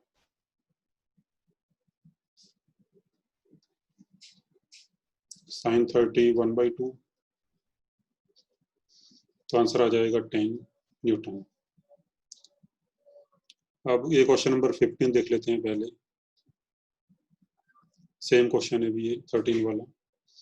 In question number 13 find the friction force if the coefficient of friction is 0.7। हमें इस क्वेश्चन में ये नहीं दिया हुआ कि ब्लॉक रेस्ट पे है या मूव कर रहा है, तो वो हमें खुद पता लगाना पड़ेगा कि ब्लॉक रेस्ट पे रहेगा या मूव करेगा। बट हमें दिया हुआ है कि कोफिशिएंट ऑफ फ्रिक्शन 0.7 है यहाँ पे।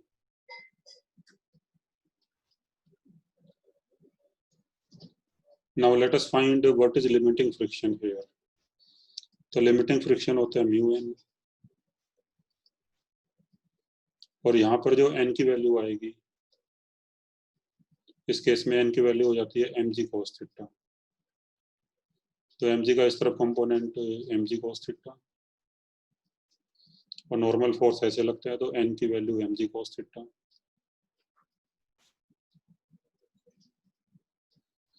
तो भैया Fl की वैल्यू आएगी, म्यू की वैल्यू 0.7, मास 2 kg, cos 30 √3/2, तो आएगी 7√3।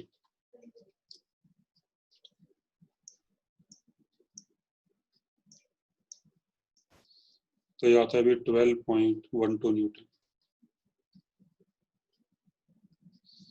तो फ्रिक्शन तो लिमिटिंग फ्रिक्शन जो आया तो इसकी वैल्यू आई 12.12 न्यूटन, यानी यहाँ जो फ्रिक्शन अवेलेबल है हमारे पास वो कितना है, वो है 12.12 न्यूटन।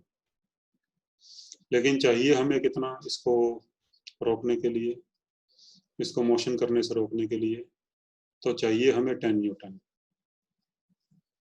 तो फिर जितना हमें चाहिए उतना ही आएगा, ये सारा फ्रिक्शन नहीं आएगा। तो फिर इसका आंसर भी क्या हो जाएगा, क्वेश्चन नंबर 15 का आंसर भी हो जाएगा 10 न्यूटन। ठीक है जी।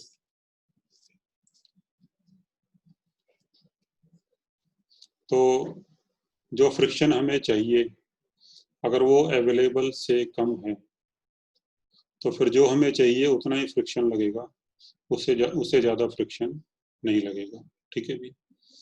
हाँ, अगर मान लो इसकी वैल्यू 10 से कम आ जाती, सपोज अगर मैं म्यू दिया होता 0.4 तो फिर एफ एल की वैल्यू आती 4√3 और ये वैल्यू 10 से कम हो जाएगी। यानी यहाँ पे जो मैक्सिमम फ्रिक्शन फोर्स अवेलेबल है वो है 4√3 और हमें चाहिए इसको रोकने के लिए 10 न्यूटन। तो 10 न्यूटन अवेलेबल नहीं है यहाँ पे, तो फिर ये रेस्ट पे नहीं रह सकता, तो फिर इसकी मोशन स्टार्ट हो जाएगी और फिर ये नीचे आएगा ही आएगा, because friction is not sufficient to prevent slipping. फिर इसमें एक्सेलरेशन हो जाएगी और जब ये मूव करना स्टार्ट कर देगा तो फ्रिक्शन फिर यहाँ पे काइनेटिक आ जाएगा। और अगर म्यू के और म्यू एस इक्वल है 0.4 के बराबर, तो फिर ये एफ के भी हो जाएगा और फिर फ्रिक्शन का आंसर हो जाएगा 4√3 न्यूटन। ठीक है जी। तो ये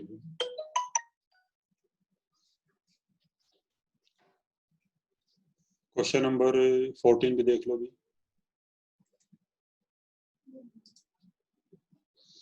तो क्वेश्चन नंबर 14 है,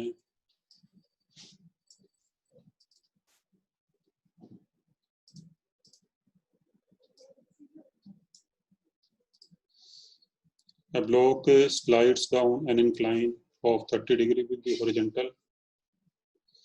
Starting from rest, it covers 8 meter in the first 2 seconds. So starting from rest यानी u 0 है, it covers 8 meter in the first 2 seconds. तो डिस्प्लेसमेंट 8 मीटर हो गया। Apply this formula, s equal to ut plus half at square. तो s की वैल्यू 8 है, u 0 है, तो यहाँ से a की वैल्यू आ जाएगी। तो a की वैल्यू आ जाएगी 4 metre per second square. And find the coefficient of kinetic friction, तो म्यू के निकालने हैं भी। तो अभी जब मोशन स्टार्ट हो जाती है तो हमने इसका फॉर्मूला किया था, तो अभी हमने फॉर्मूला किया था व्हेन द मोशन स्टार्ट्स, तो एक्सेलरेशन होती है g sine theta minus mu k g cos theta. So apply this formula.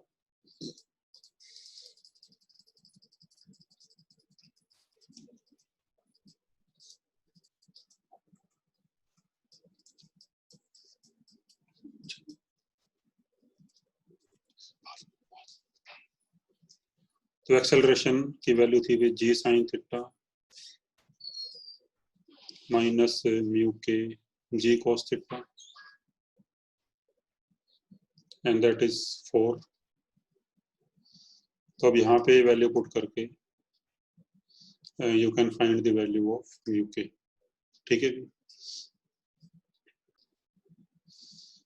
तो अब यहाँ पे वैल्यूज पुट करके म्यू के की वैल्यू आ जाएगी 0.11। ठीक है। So this is question number 14।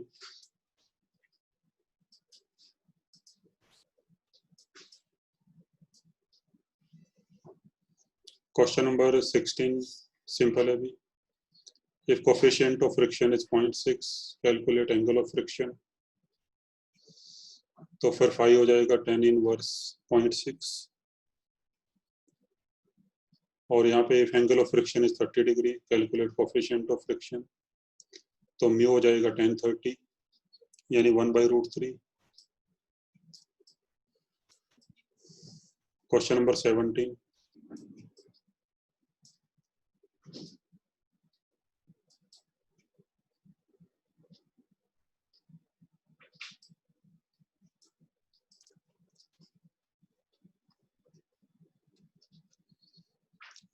An inclined plane is 7 in 25.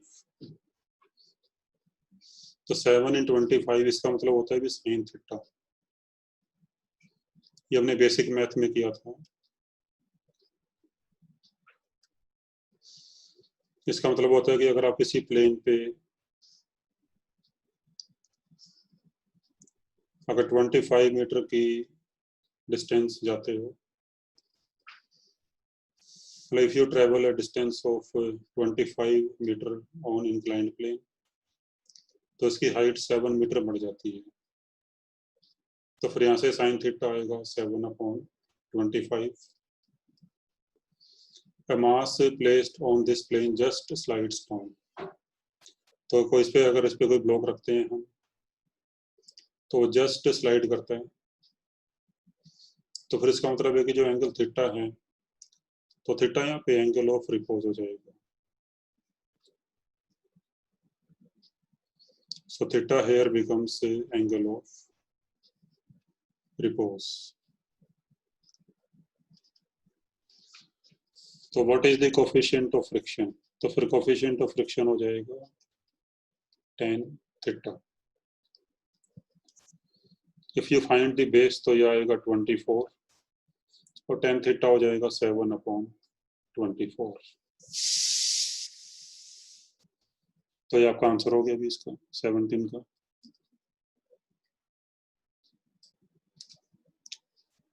Question number 18, angle of inclination of a plane is double than the angle of repose. If angle of repose is theta, तो भाई angle of repose यहाँ पे theta है और इसका जो inclination है वो 2 थीटा है। तो फाइंड द एक्सेलरेशन। तो फिर एक्सेलरेशन का जो फार्मूला होता है इसमें भी, तो हमने जो पीछे किया था फार्मूला, जी sine theta minus mu k जी कॉस थीटा। अब यहाँ थीटा की जगह पे आ जाएगा 2 थीटा, ठीक है भी। तो फिर एक्सेलरेशन हो जाएगी जी sign 2 theta minus mu k जी कॉस 2 थीटा। तो ये एक्सेलरेशन आ जाएगी और म्यू के की वैल्यू होगी, तो म्यू होता है tan alpha, alpha angle of repose होता है, यहाँ पे अल्फा की जगह थीटा दिया हुआ है, तो म्यू के हो जाएगा tan थीटा। तो म्यू के की वैल्यू यहाँ पुट कर दोगे tan थीटा और फिर थीटा की वैल्यू पुट कर दोगे 30 डिग्री, तो फिर आपका आंसर आ जाएगा g/√3। So this is question number 18.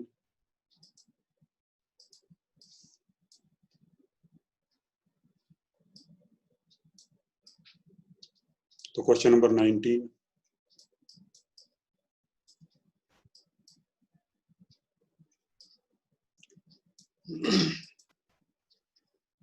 a box of mass 4 kg is placed on a wooden plank of length 1.5 meter which is lying on the ground. The plank is lifted from one end along its length so that it becomes inclined. तो Planck को हमने ऐसे उठाया, अभी पहले ground पर रखा हुआ था, हमने एक एंड से पकड़ के इसको उठाना शुरू किया और इस पे कोई एक ब्लॉक रखा हुआ है 4 kg मास का।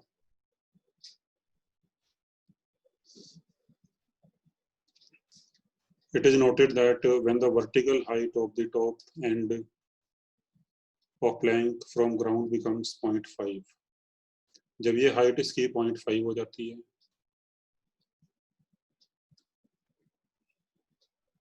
और इसकी लेंथ 1.5 मीटर है, तो साइन थीटा हो जाएगा भी 0.5/1.5।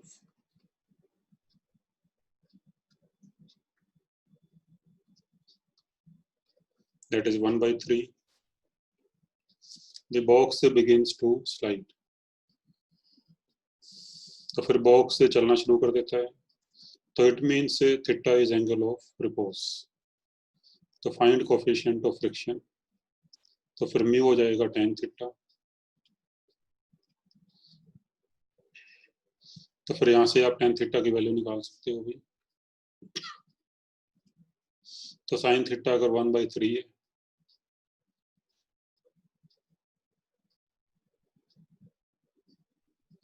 तो फिर ये साइड हो जाएगी √8, तो tan थीटा हो जाएगा 1/√8।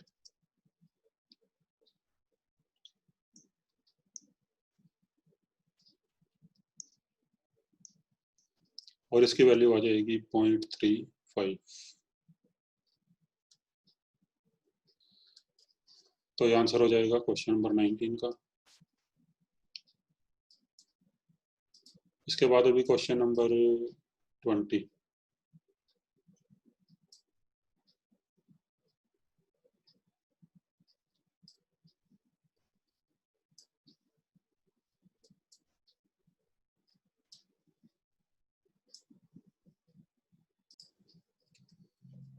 A box of mass 5 kg rests on inclined plane। ये कोई inclined plane है भी।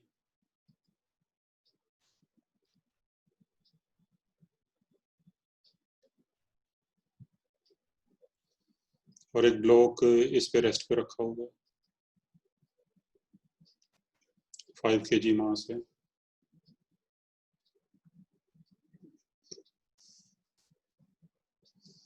The inclination to the plane is gradually increased। हम एंगल थीटा को बढ़ा रहे हैं। It is found that when the slope of plane, तो स्लोप का मतलब यहाँ पे tan थीटा ही होता है। तो when slope is 1/5, यानी tan theta is 1/5, the box starts sliding down। तो फिर थीटा हो जाएगा एंगल ऑफ रिपोज, और फिर tan थीटा हो जाएगा म्यू के बराबर। तो फिर म्यू की वैल्यू आ जाएगी 0.2। तो फर्स्ट पार्ट का आंसर हो जाएगा म्यू 1/5 यानी 0.2। सेकेंड पार्ट है भी force applied parallel to the plane to make the block just move up the plane. तो हम इसके ऊपर ऊपर की तरफ फोर्स लगा रहे हैं ऐसे, और इतना फोर्स लगा रहे हैं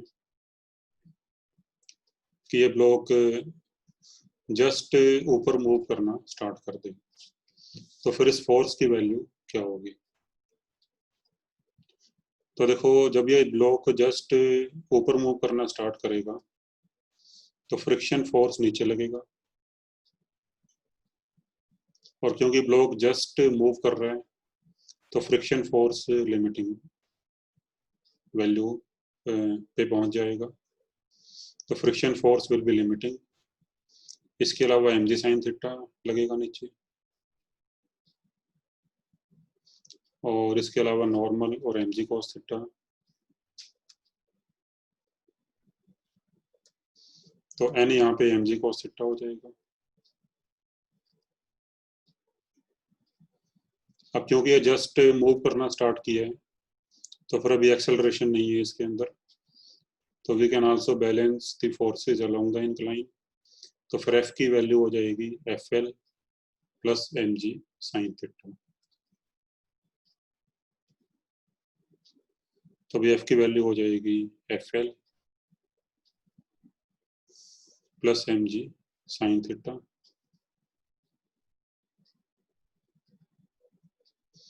FL होता है अभी म्यू n, और n की value mg cos theta.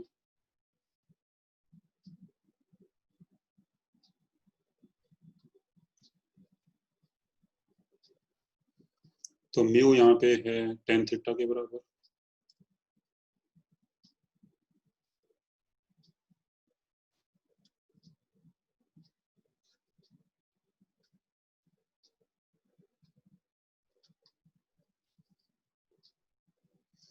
tan theta को लिख लो sin अपॉन cos,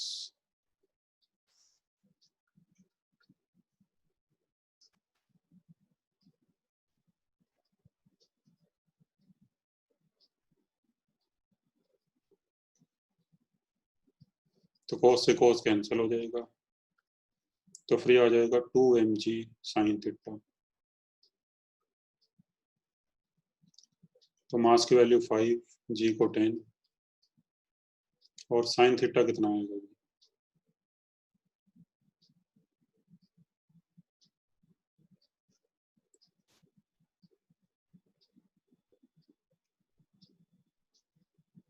तो sin थीटा आएगा, देखो 1 in 5 का मतलब वैसे साइन में ही होता है, तो इसको आप साइन ही मान के चलो।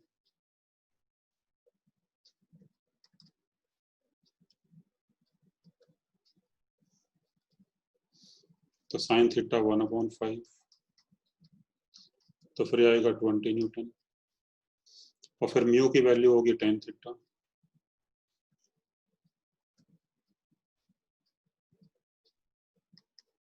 तो ये 1 है, ये 5 है, ये फिर √24 हो जाएगा, और tan थीटा आएगा 1/√24। तो ये ऑलमोस्ट 0.2 के बराबर ही हो जाएगा।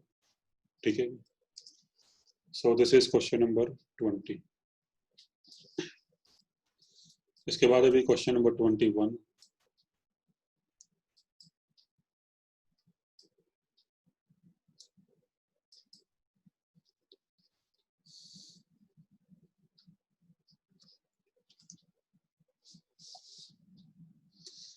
तो अभी हमने एक कंसेप्ट किया था थ्योरी में कि जो फ्रिक्शन फोर्स है वो सेल्फ एडजस्टेबल फोर्स होता है, यानी फ्रिक्शन फोर्स कितना होगा, किस तरफ लगेगा, वो डिपेंड करता है कि बाकी फोर्सेस उस पर क्या लग रहे हैं। तो उसके ऊपर बेस्ड ये क्वेश्चन है। ठीक है,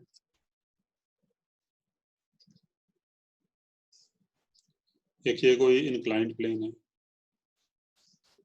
एंगल 30 डिग्री पे,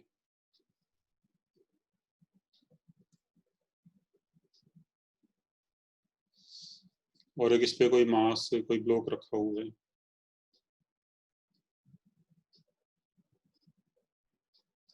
जिसका मास है 100 kg, और कोफिशिएंट ऑफ फ्रिक्शन दे रखा है μs दिया हुआ है 0.5/√3, यानी 1/2√3। तो find the greatest and the least force in newton acting parallel to the plane to keep the mass in equilibrium. तो इस पे हम मैक्सिमम और मिनिमम कितना फोर्स लगा सकते हैं ताकि ये ब्लॉक रेस्ट पे रहे, मूव ना करे। तो चलो देख लेते हैं भी इस पे क्या क्या फोर्स लग रहे हैं। एक तो इस तरफ लगेगा mg sin थीटा,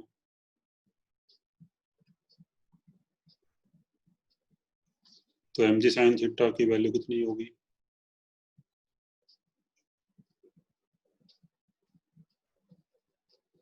sin 30 1/2, तो आएगा 500 न्यूटन।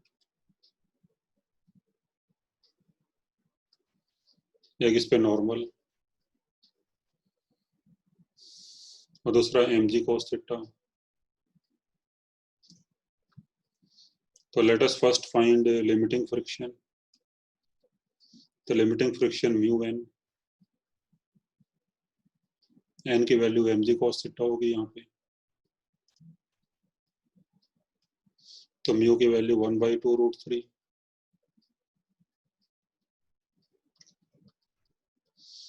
cos 30 √3/2, तो ये आएगा भी 250 न्यूटन।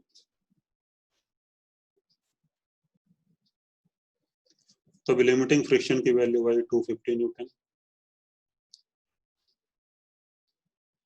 अब देखो भी, जैसे इसका जो वेट है, वेट का जो कंपोनेंट है mg sin theta, that is acting downwards 500 Newton, तो इसकी वजह से ही नीचे आएगा भी,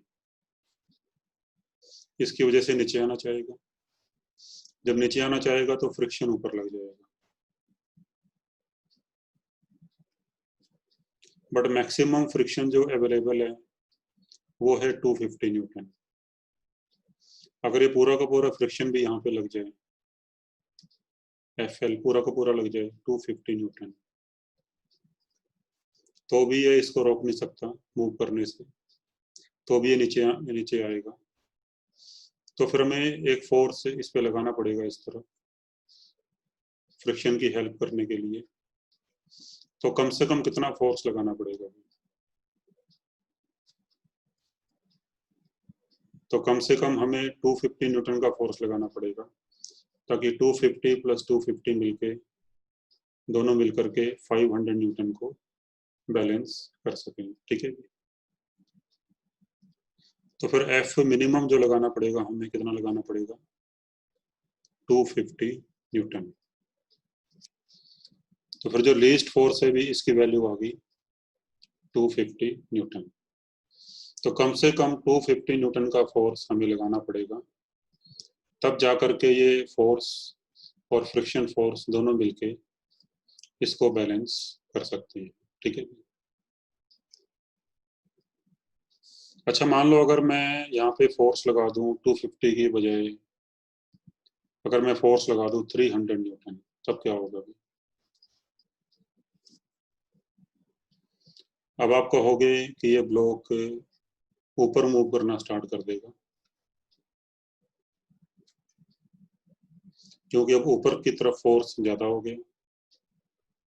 ऊपर की तरफ फोर्स हो गया 300 प्लस 250, दैट इज 550, और नीचे फोर्स कम पड़ गया, तो फिर ये ब्लॉक ऊपर की तरफ मूव करना स्टार्ट कर देगा।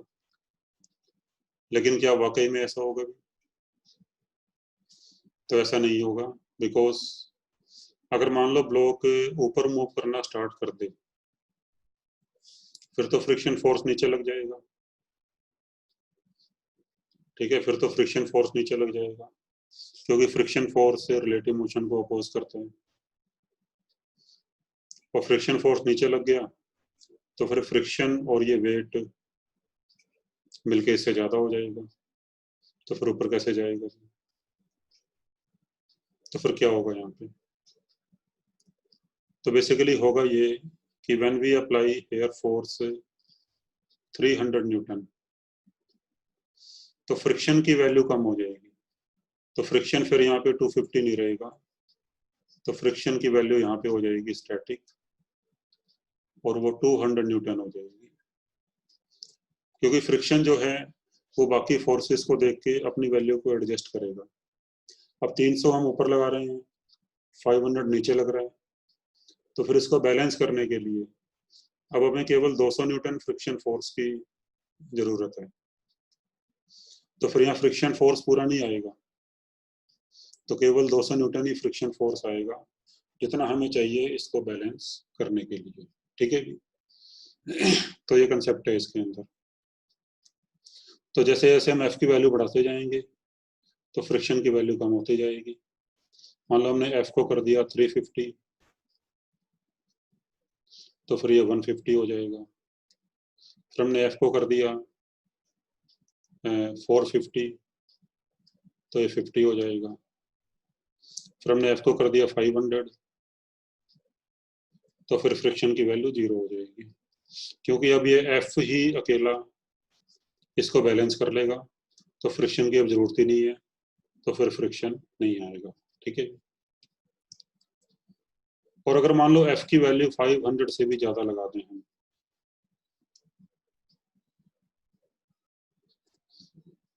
ठीक है, एफ की वैल्यू अगर 500 से भी ज्यादा कर दें, तब क्या होगा?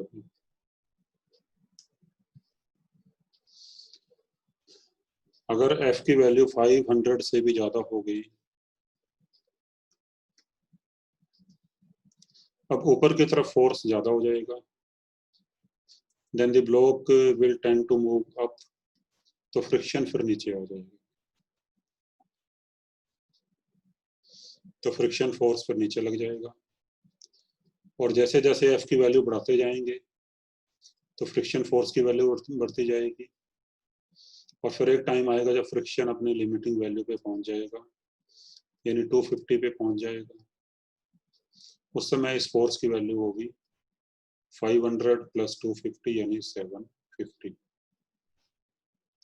तो फिर मैक्सिमम फोर्स जो हम लगा सकते हैं इसके ऊपर, ताकि मोशन ना हो, तो वो हो जाएगा 750। और अगर हमने 750 से ज़्यादा लगा दिया, सपोज 800 लगा दिया, तो फ्रिक्शन की वैल्यू 250 से ज़्यादा नहीं हो सकती। अब जो नीचे की तरफ नेट फोर्स है वो 750 से ज़्यादा नहीं हो सकता दोनों को मिला के, तो मैक्सिमम फोर्स नीचे 750 हो सकता है, और ऊपर लगा दिया 800, तो फिर इसकी मोशन स्टार्ट हो जाएगी। ठीक है जी। तो फाइनल क्या रिजल्ट आया अभी? तो we can apply force between 750 and 250। तो 250 न्यूटन और 750 न्यूटन के बीच में अगर कुछ भी फोर्स लगाते हैं तो फिर ये ब्लॉक मूव नहीं करेगा। अगर 250 से कम लगाएंगे तो ब्लॉक नीचे मूव कर जाएगा, 750 से ऊपर लगाएंगे तो ब्लॉक ऊपर मूव कर जाएगा। ठीक है भी। तो फिर इसका आंसर हो जाएगा 250 कम से कम और 750 ज़्यादा से ज़्यादा। तो ये आंसर हो गया इसका भी। ठीक है। अब है question number 22।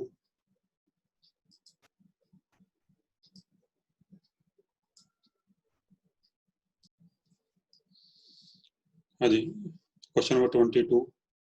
A body starts sliding down an inclined plane, the top half of which is perfectly smooth। ये कोई inclined plane है भी। इसका जो ऊपर वाला हाफ है यानी ए से लेकर बी तक ये स्मूथ है, मतलब यहाँ कोई फ्रिक्शन नहीं है।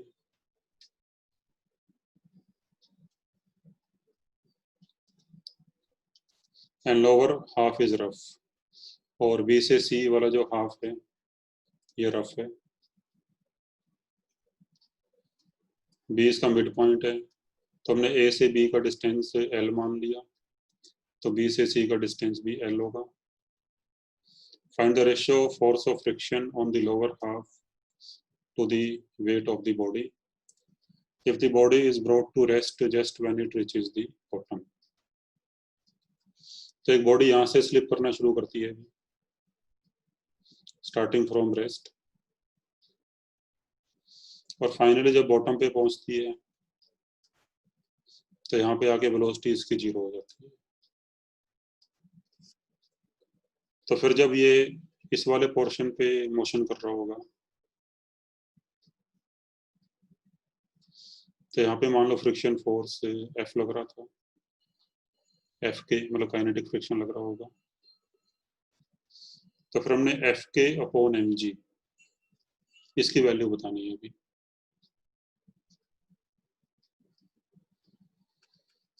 एफ के अपॉन एम जी की वैल्यू क्या होगी? तो देखो शुरू में बॉडी रेस्ट पे थी और फाइनली भी बॉडी रेस्ट पे आ गई, तो इसका मतलब ये हुआ कि ए से बी तक वेलोसिटी बढ़ती जाएगी, इसकी बढ़ती गई होगी, और फिर बी से सी तक क्योंकि फ्रिक्शन आ गया तो फ्रिक्शन की वजह से इसकी वेलोसिटी कम होती गई होगी और फाइनली वो रेस्ट पे आ गया। ठीक है। तो फिर इस क्वेश्चन को हमें दो पार्ट्स में करना पड़ेगा, तो पहले ए से बी तक और फिर बी से सी तक। तो मान लो पॉइंट बी पे इसकी वेलोसिटी कुछ v1 हो जाती है, तो पहले हम लेते हैं ए से बी वाली मोशन। तो मान लो ए से बी पार्ट में इसकी एक्सेलरेशन a1 है, तो यहाँ पे फोर्स आएगा केवल mg sin थीटा, बाकी नॉर्मल और mg cos थीटा तो बैलेंस कर जाएंगे। तो फिर a1 की वैल्यू आएगी फोर्स अपॉन मास,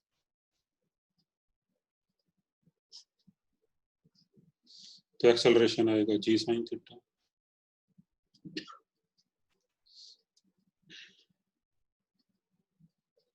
यानी और थीटा की वैल्यू 30 डिग्री है, तो साइन 30 1/2, तो g/2 आ जाएगा। और जब लोअर हाफ पे मोशन कर रहा होगा तो मान लो यहाँ पे एक्सेलरेशन a2 है, नीचे mg sin थीटा, ऊपर फ्रिक्शन एफ के, तो इसमें एक्सेलरेशन आएगी a2, तो नेट फोर्स होगा mg sin theta minus F के अपॉन एम। तो ये आ जाएगा g/2 minus fk/n. Now apply the equation v square minus u square equal to 2as from a to b and from b to c. तो a से b अगर लगाओ तो v final v1 है, u 0 है, 2a1s और s की value l है, तो यहाँ से v1 स्क्वायर आ जाएगा 2a1l और फिर b से c लगाओ तो b से c में फाइनल वेलोसिटी 0 है, initial v1, acceleration a2, displacement l, तो यहाँ से v1 स्क्वायर की वैल्यू आ जाएगी -2a2l। अब ये v1 स्क्वायर की वैल्यू यहाँ पुट कर दोगे भी,